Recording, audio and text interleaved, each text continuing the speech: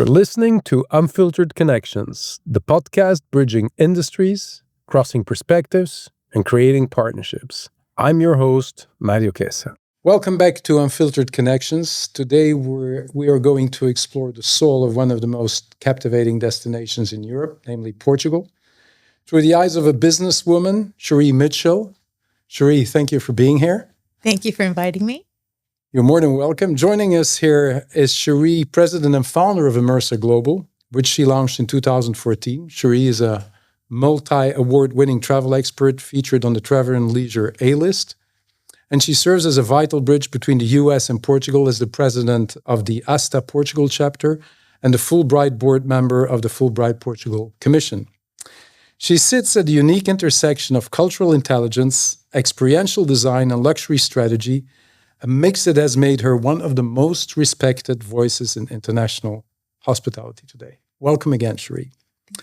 So, these were the accolades. Now we're going to talk a little bit about how we met.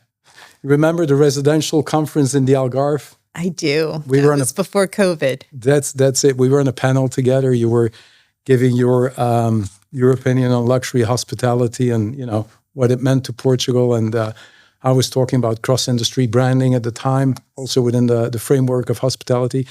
And I guess it resonated because we've been having many conversations on hospitality and luxury travel ever since. You've obviously your own company that is specialized in travel to Portugal. So that's going to be one of the focus areas. We really want to have your take today on luxury and how it has evolved in the world of travel today. It used to be something very opulent. Now it has a much more experiential feel to it. And how does it translate into Portugal and travel in Portugal? So I would say without further ado, let's elaborate a little bit on that. So foremost, why did you choose Portugal to make it your professional playground, so to say? Yeah. Well, again, thank you for having me. I think Portugal chose me. That's a question that I get asked a lot. And I've tried to come up with some super creative response, but ultimately Portugal chose me. I came here in the end of 2014, beginning of 2015, and realized there was something really unique and special happening in Portugal at that time. Completely different landscape than what we have today, as you know, because you've been involved with the country much longer than I have. And I realized there was the opportunity existed for my expertise at the time. The company has evolved significantly since I started it, but I knew that Portugal would one day in the near future become a top destination for affluent Americans or affluent North Americans coming to Portugal. And I waged my bet, and luckily it worked out. Absolutely. It was a huge risk at the time. Americans weren't traveling here. No, I can imagine, because I remember our first talks about the subject, I had come back from Italy at a time where 60% of our customer base at that time already was American. And I'm talking luxury hospitality as well. And I guess you were really a pioneer in that respect, because there wasn't really anybody specialized in luxury travel from the US into Portugal, correct? Correct. Absolutely. And to this day, we still don't use the word luxury when we are talking about Right. our services and products and experiences in Portugal. And we can probably talk about this a little later, but Right. the way that luxury is defined varies significantly based by culture. So we say high-end, upscale, tailor-made, hands-on. We use all those other adjectives, but we're still escaping using the L word.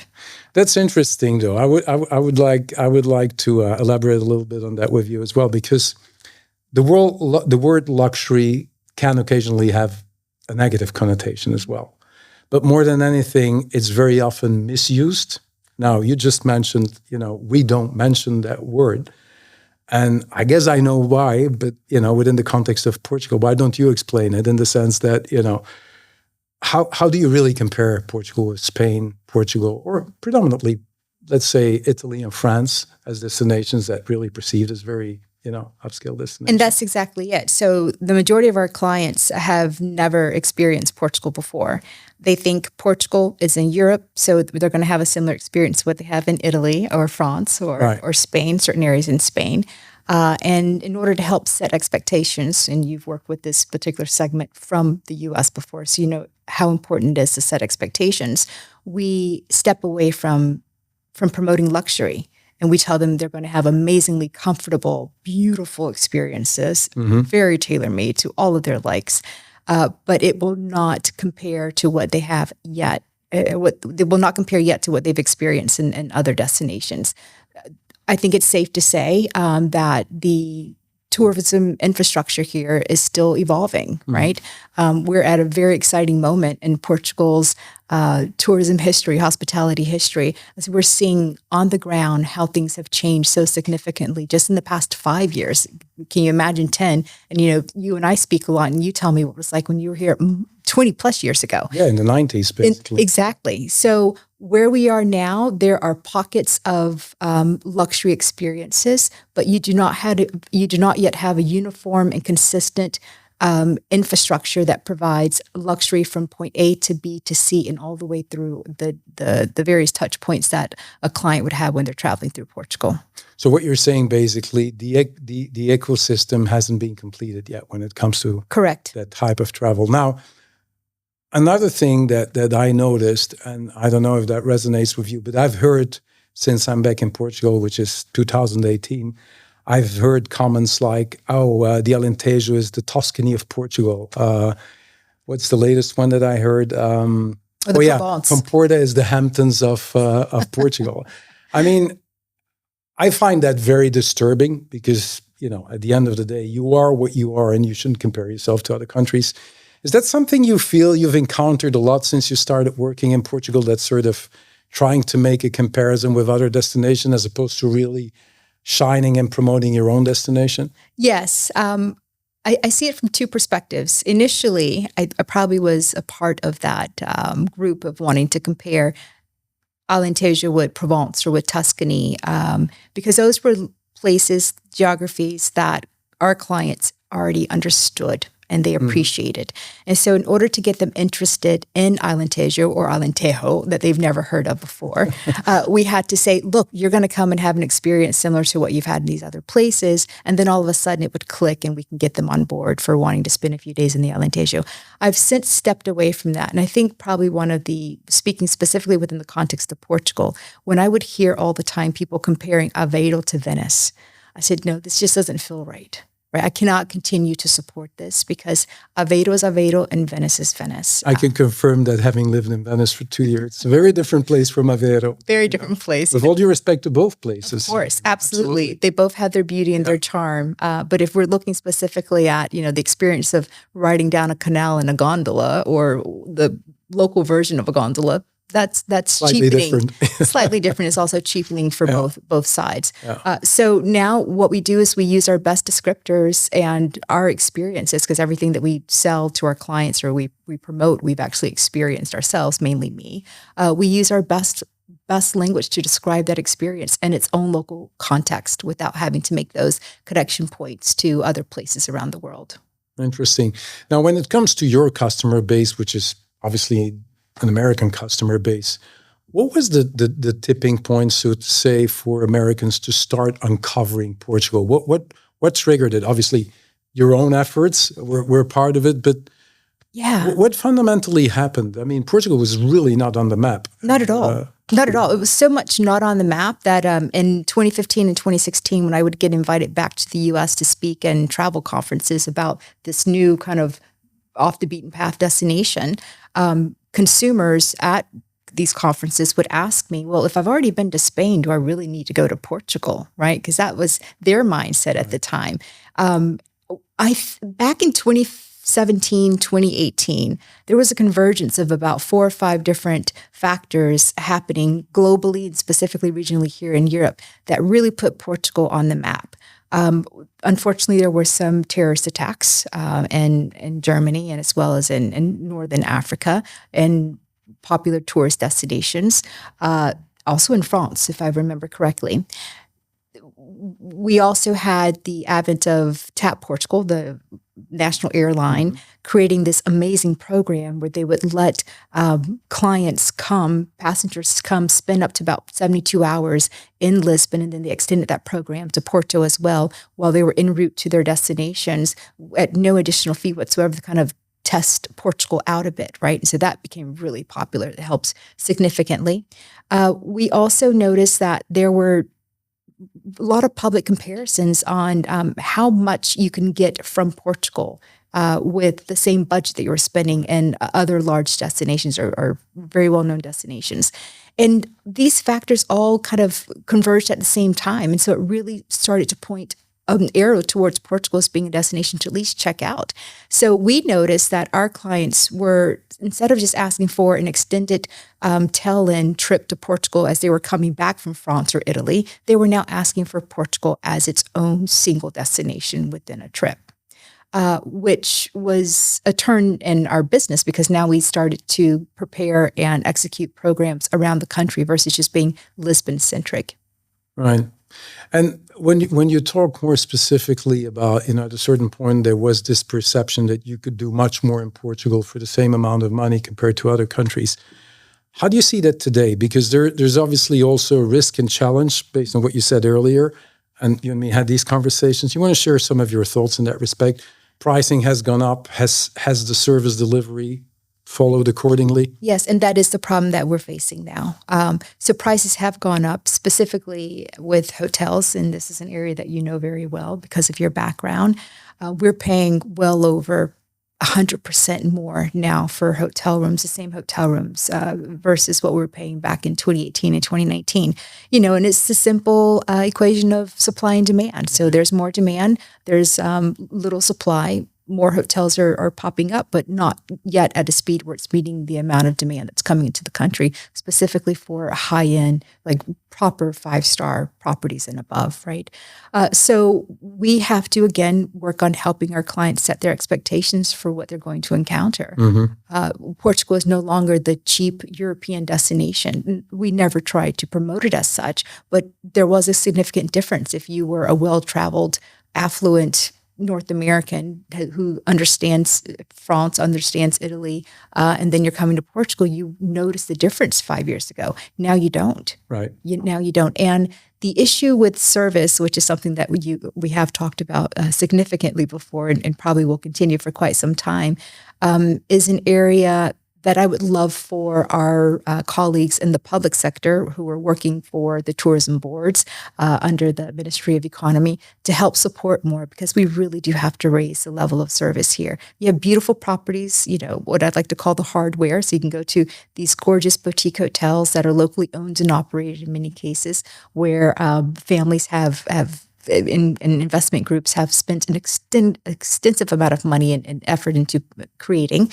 But those soft skills, what's happening, the daily touch points that the clients are having with service is just not up to par yet. So there's a gap there that I hope we see an improvement in the next couple of years. And you think that gap should primarily be filled by education, by a bigger effort, especially considering that here, for those that don't know, the tourism board is responsible for the hotel schools. That's right. And then you have higher education as well, which the latest news is that the ASTA school is going to be incorporated into the Nova University, which I think is very positive news. But would you say that it's primarily there that the focus should be, or is there something that ought to be done basically by those that own properties and that own, luxury services, because they're not necessarily paying staff, according to what they should be paid.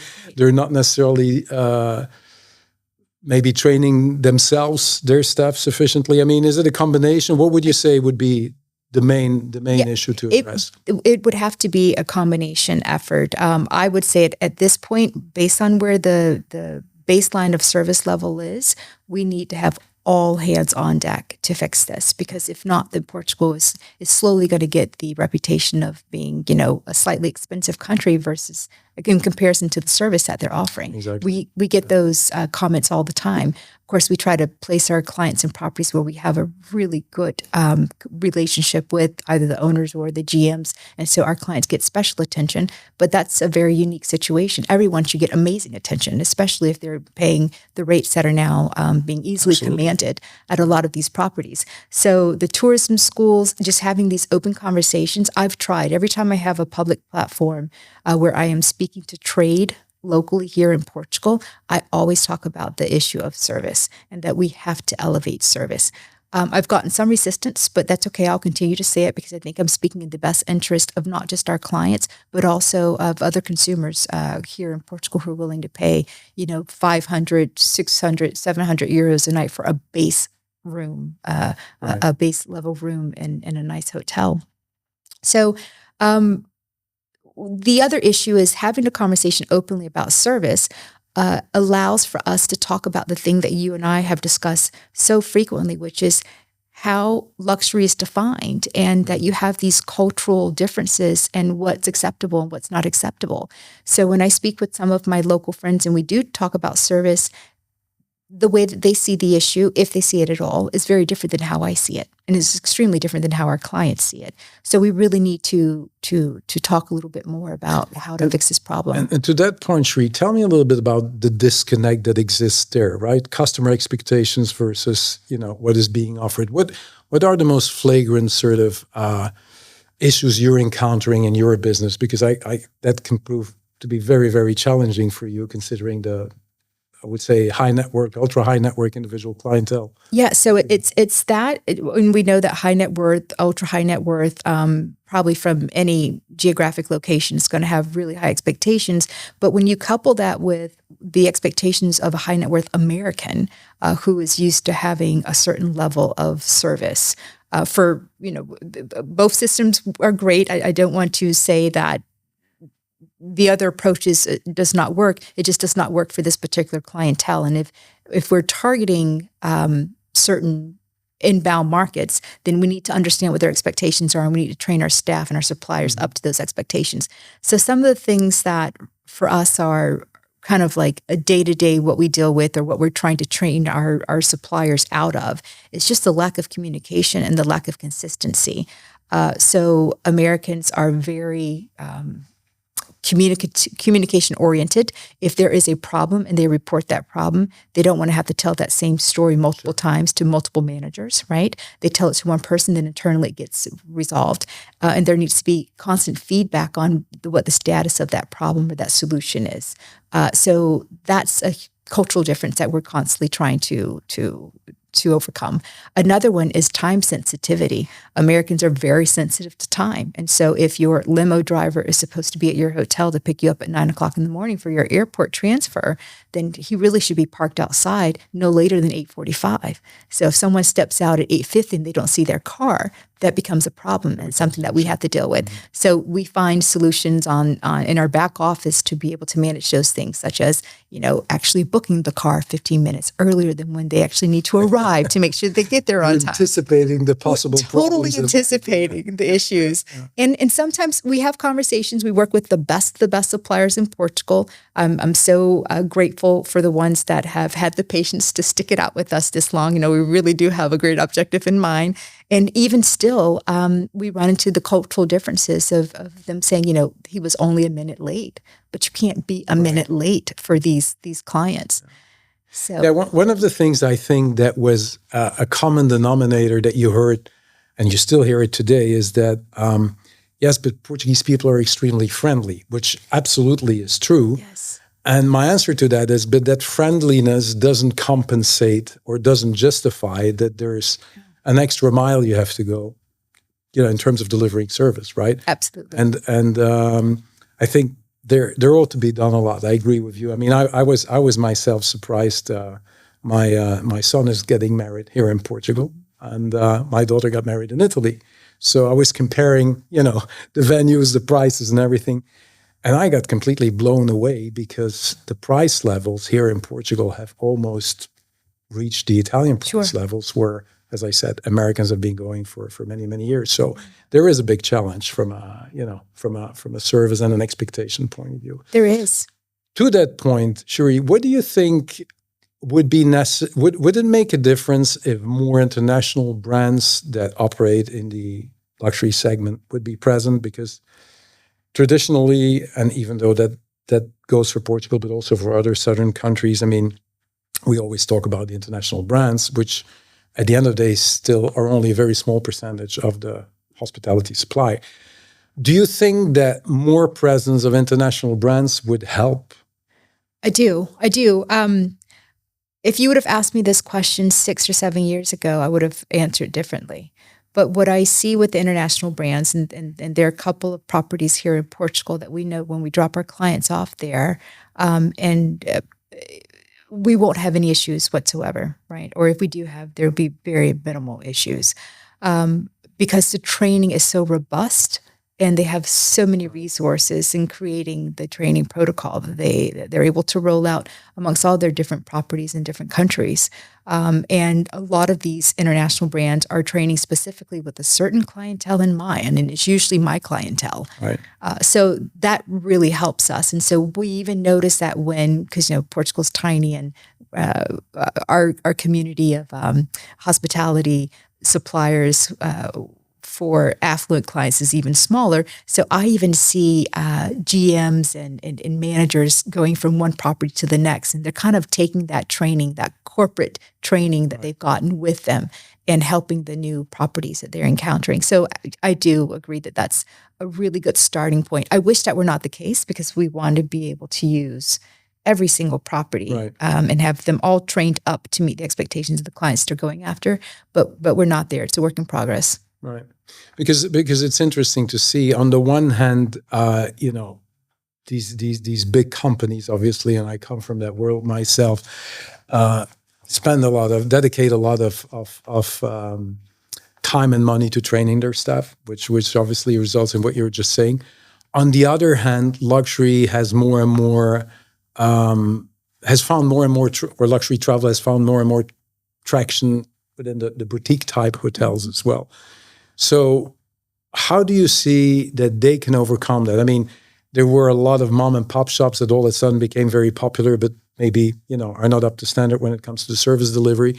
But there's still a lot of those hotels opening. I mean, you notice today in Portugal, a lot of those rural luxury boutique hotels are opening that are not necessarily part of a bigger group, because the bigger groups, their management is not justified below, let's say, 70, 80 rooms most of the time. So what's the opportunity, the challenge, and what's the solution for those type of properties? Because I can imagine that your guests don't mind staying in those type of smaller boutique type properties. Our guests want that. They when they think of travel to a new destination, they want to experience as much of the destination as possible.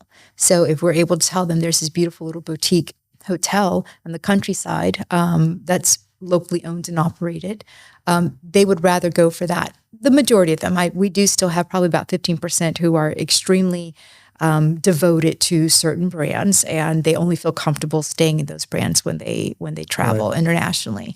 But I think that's probably a question that I would throw back to you, Mario, because you have much more experience on the inside of running large hotels, and you've had even experience consulting small boutique properties. How do you get them up to standard? Well, here's the challenge to start with. When I came back in 2018, and I remember having this conversation with you, my initial thought was to explore till what extent, considering as well that I was anticipating that the next big thing for Portugal was going to be more luxurious travel as opposed to mass tourism, right? I was investigating and exploring through talking to people, hotel owners. Okay, would you be willing, both from an operation, sales, and marketing point of view, to pay for outside consultancy advisory, whether it was me or other people, specialized in the sector? And I found at that time a lot of reluctancy, because a lot of those small boutique type of owners are not necessarily hoteliers. Right. They dedicated and spend a lot of time and money in building the hotel. But then once the hotel opened, that's where the flow, money flow stopped, which is actually where it should be present, because you want to position your hotel from a commercial point of view. You want to train your staff. So I think it was a bit of a cultural pushback at that time, because people weren't used to it. I see it has been evolving, but there's still a long way to go. Because people now, and this is the other risk, and it's a question that's a consideration and a question to you as well at the same time, is that I think because Portugal is in fashion, and people have now understood that they can quote higher prices, which traditionally was not very common in Portugal. It was always privileged volume as opposed to ADR, average rate. Now the danger is that they say they get carried away. We can position our price at a higher level, but then they still are not conscious about service. You need to do to Right. to justify that Yeah. pricing, right? Would you agree with that statement? I do agree with that. And so what happens is that's a huge red flag for me, and I'm able to see that immediately just in conversation. So I get invited to almost every new hotel that opens in Portugal that wants to target the luxury market, specifically from the U.S. They'll invite me for a site inspection to come and stay. And I'm seeing and hearing prices that you would not believe, or actually maybe you would because you're in the industry. Right. And I engage with the owners and the managers very carefully to see what's their thought process. How did you land here? How are you able to, or how do you think you're able to command these prices that we're seeing at well-known brands around the country, comparing or even surpassing those prices. And we just won't engage. Those aren't the best fit for us or for our clients. Right. Because at the end of the day, even though our clients are affluent, no one wants to be taken advantage of. And we're definitely not in the game to place our clients in any properties that are just gouging them because they can or they think they can. Mm-hmm. What about branding of the destination? How would you... getting back to our discussion on the Tuscany off or the comparisons made with other destinations, what would you say if you were to say, I'm branding Portugal as a destination, are its key features, and how would you convey that? Yes. Right? What's the real Portugal, basically? That's one word that I use all the time, and it works with our clients. I'm not sure if our friends at Tourism Portugal would agree with me, but I say that it is authentic. Right. Portugal is still very authentic. And again, this is coming from the perspective of thinking how our clients would perceive it when they come, right? Mm-hmm. And so authenticity is probably the best way that we can package Portugal right now. Right. And that authenticity obviously should remain untouched, right? Yes. Because people can't get carried away with the fact that there's an influx of affluent people and lose that authenticity. Absolutely. That's another challenge, basically. Yeah. Now, changing slightly subject from let's put it this way. Let's connect hospitality and your role as well, because you're part of the Portuguese Commission of the Fulbright organization. Yes. If you could elaborate a little bit on that and how you make that connection with your own doing professionally. And the same, I'm curious to hear about Harvard, because during the pandemic, you worked on some projects with Harvard. Actually, during the pandemic, as you know, I was working on some projects for Nova as well. I found it very interesting that bridging between academia and hospitality and tourism. So why don't you tell us a little bit more about that? Yeah, so we'll start with the project with Harvard first. Very much, I'm sure, like you, Mario, during that time, people who were used to always being busy and building projects and creating found themselves during the pandemic kind of like, okay, what's going to happen right now? Right. I need to find something. And so I'm so fortunate. It was definitely serendipitous that I connected with a professor that was giving a course on sustainability and tourism at Harvard, and she invited me to join. It was for business leaders already in the industry with quite some experience. And probably my biggest takeaway from that project, and I'm happy to go into detail about what I learned, but the biggest takeaway was just how much influence destination management companies and tour operators have in the supply chain, and also in directing the clients, the visitors, to what they're going to experience. If you were to think about the flow of information and the flow of communication between the end consumer and the actual destination itself, there sits in the middle this entity that decides what passes through and what doesn't. Right. And so the focus was sustainability because that was the focus of the course. But what I really realized was we get to decide which suppliers we work with, and that decision is based on whatever our metric is at the time. So in that context, I was thinking specifically about building a portfolio of suppliers in Portugal who were sustainable, and sustainability could, be teased out or teased down in different ways, depending if you want to focus more so on the environmental side or more so on the social side, or try to do a combination of multiple. And so we learned that by communicating what these suppliers were doing to our clients who were sustainability minded, we would redesign an entire new experience in Portugal that didn't exist. It wasn't being sold. It wasn't being promoted. Tourism Portugal, was just starting to really talk about sustainability in that context. So that was kind of a total paradigm shift for me. And I thought that was absolutely fascinating, and got invited to speak at conferences within the region when travel started to open up within Europe, specifically about that experience, to try to promote more engagement and sense of agency on the part of the destination management company, the tour operator. My engagement with Fulbright Commission, which again is one of those things that I'm so grateful for, was a complete surprise. 2 years ago, I was appointed by the then U.S. Ambassador to Portugal, Randy Levine, to the Fulbright Commission. So how it works is that you have 5 Fulbrights, a U.S. entity that obviously is represented internationally. And it sits under the U.S. State Department. So how it works is that in every country where Fulbright has a commission, you have 5 U.S. Board members and then 5 board members of the local country. And it's almost like a full circle moment, because I don't know if I've ever told you this, but my background was in education. I taught for 8 years at a private school, a college preparatory in Miami, and it was there that I learned how to become a tour operator without even knowing that I was a tour operator. Because in addition to teaching, during the summers, I created these amazing immersion programs in different countries for language and cultural purposes, which I thought was absolutely fabulous. And so now having this experience with Fulbright and being able to help guide and direct programs and to welcome scholars from the U.S. to Portugal, or to prepare scholars from Portugal to go to the U.S., for me is probably one of the greatest gifts that I could have. And so I think I'm getting probably more out of it than I actually able to give back to it. But it's been great. And it's also amazing to see how travel in this case, even though it's for academic purposes, is being used as an agent of change. So right. You may know that Fulbright, it was started back in 1946, fresh out of World War II. Senator Fulbright had the idea of using these types of exchanges as cultural diplomacy and helping people of different countries and societies understand each other through these very organic, on-the-ground exchanges via academia.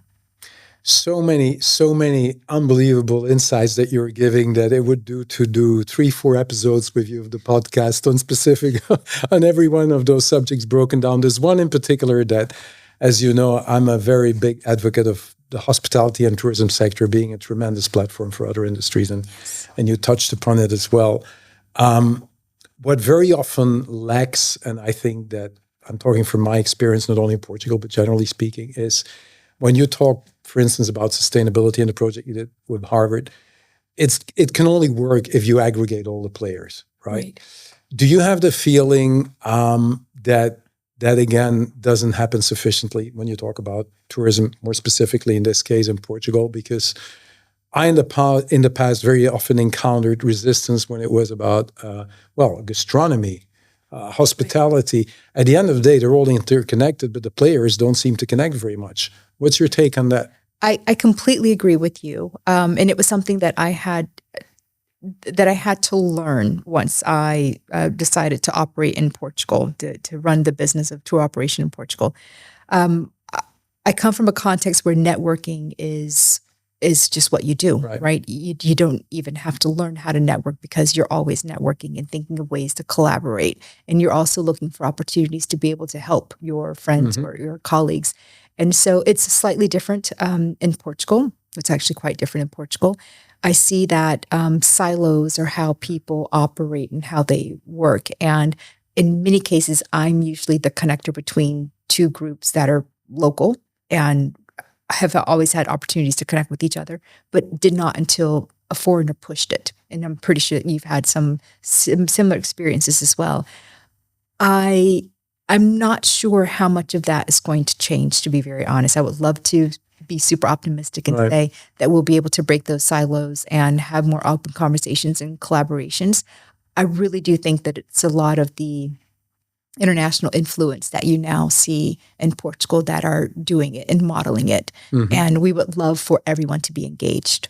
But that's just not where we are yet. Yeah, those are probably processes that take a long time because it's so ingrained in the culture, right? And I have to say, I think it's not only Portuguese. It's typical to Southern European countries, generally speaking, there is this very often individualistic approach to things, especially when you talk about sectors and industries. But getting back to the educational bit as well, I found doing the project with Nova that there's so many touch points with hospitality, where hospitality can, get a lot from the academic world, or the academic world can give a lot to hospitality as well. Not only in terms of sustainability, you talk digital transformation, you talk, actually, as a matter of fact, I think I told you that during the pandemic, we had Nova Medical School being the backbone of the whole Clean and Safe campaign, because they needed a scientific partner to make it happen. And, these things only happen, again, if you believe in aggregation, right? In this case, between academia and hospitality. Now, having said that, because we could go on talking about tourism in Portugal, and I would love to invite you on another podcast talking about branding more specifically. But having said that, I'd like to close with a couple of very fast questions, right? And one is a very obvious one, because I know you're a gourmet yourself. What's your favorite wine? Oh, that's a hard I'm talking question. Portuguese wine. Yes, of course. It all depends on the type of experience that I'm trying to curate. You're being very diplomatic here. My favorite region, what's been my favorite region for reds for quite some time now, has been the Down. Even before it became kind of mainstream in Portugal, I've been a big fan of Down reds. I have a favorite sparkling in Portugal. Of course, we have espumante, not champagne. One of my favorite sparklings is from the Douro region. Okay. And my fun wine region that usually surprises my friends when they come visit are wines from Pico, Interesting. from the Azores. The white wines from Pico with the mineral taste. Yes, and a little bit of the sulfuric taste from the volcano. Right. Yeah. Like they say in French, les goûts et les couleurs se discutent pas, but I think we're very much aligned on the wines. Having said that, what would be your favorite spot for a Portuguese breakfast? Spot as in which region, which location, whatever. Breakfast. Breakfast. Oh, wow. Okay. All right. So I love an amazing breakfast with a view. And there are 3 places that are coming to mind right now. I'm sure there are plenty of others if I were to think about it. But one is breakfast. You only asked for one, I'm going to give you 3 because I don't usually follow the rules, as you know. No, but feel free. One would be from the Vila Nova de Gaia side, overlooking Porto. So staying in a lovely property in Vila Nova de Gaia and having breakfast on a terrace overlooking that amazing view that you get of Porto. Another would be near the Pinhão bend of the Douro region, right? So if you're traveling along the Douro, there's the cute little town called Pinhão. And it's the views that you get from that level of the river, of just the rolling valley, is absolutely amazing. And my third favorite would be from Madeira, from Funchal. There are a couple of properties that sit off with amazing views of the bay, and sitting out on your terrace of your hotel. We're not going to advertise any of them. We need to remain politically correct here. But I think I know in terms of Madeira which ones you're talking about as well. Anyway, having said that, the very last question, one word, and here I'm not going to allow you 2 words, but just one word to describe Portuguese hospitality. Warm. Thank you. Warm. Well, that's a very, very nice closure. It was an absolute pleasure to have you on the show. Thank you. Really appreciate it. I hope I can invite you back at some point in time. And again, lots of success with your business, Immersa Global. For those of you who want to learn more about Sheree's business and her company, immersaglobal.com, right? That would be the website to consult. Thanks again. I hope we can have many conversations, not only during the podcast, but off the podcast as well. And foremost, enjoy a good glass of wine together. So thanks so again. much. It was an absolute pleasure having you. For me as well. It was a lot of fun. Thank you. And that brings me to the next guest that I would like to announce for the podcast. So the next Unfiltered Connections guest will be Gonzalo Terenas, Head of International and Corporate Business at Tuga Innovations and also founder of the Africa GCC Council. a big believer in Portugal as a trade platform, and we'll have the chance to deep dive into that subject with Gonzalo. So thank you for listening to Unfiltered Connections, and stay tuned.